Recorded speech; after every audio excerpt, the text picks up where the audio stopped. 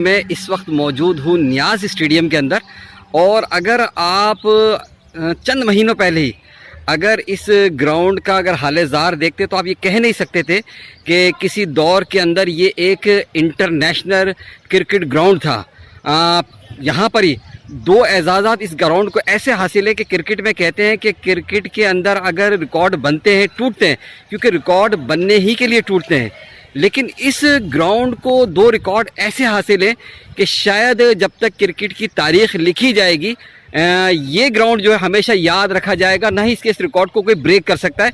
और वो के सामने अगर आपको देखें जो गाड़ी खड़ी हुई है उधर ही जो है अगर जो पिच है यहीं पर किसी दौर के अंदर जो है जलालुद्दीन ने दुनिया की पहली वनडे हैट्रिक जो थी वो भी इसी ग्राउंड के अंदर की थी।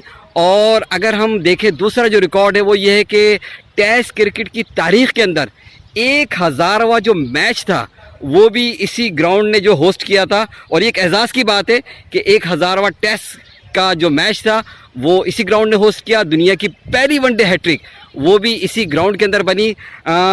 काशिफ अली शोर मेयर हैदराबाद ने जो खुसूसी तौर पर कोशिशें और काविशें की इस ग्राउंड के लिए, और इसे दोबारा इस तरह रिनोवेशन कर दिया है कि अब सिर्फ इस बात का इंतज़ार है कि ये ग्राउंड जो है होस्ट करे डोमेस्टिक क्रिकेट को भी, कायद-ए-आज़म ट्रॉफ़ी को भी, इसके अलावा PSL को भी। और हम उम्मीद करते हैं कि इंटरनेशनल मैच जो है जो कभी तारीख़ में यहाँ हुआ करते थे, बड़ी ज़बरदस्त किस्म की जो टीमें यहाँ पर आई है, वेस्ट इंडीज़ आई, इंग्लैंड आई, इसके अलावा श्रीलंका ने यहाँ पर खेला, इसके अलावा भारत की टीम यहाँ पर आई थी, ये तमाम के तमाम टीमें यहाँ पर आकर मैचेस खेल चुकी हैं।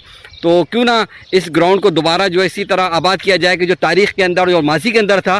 तो इसीलिए well done Kashif Ali sorrow साहब, बल्दिया आला हैदराबाद, कि जिसकी काविशों और कोशिशों से ये ग्राउंड हमें खूबसूरत नज़र आ रहा है।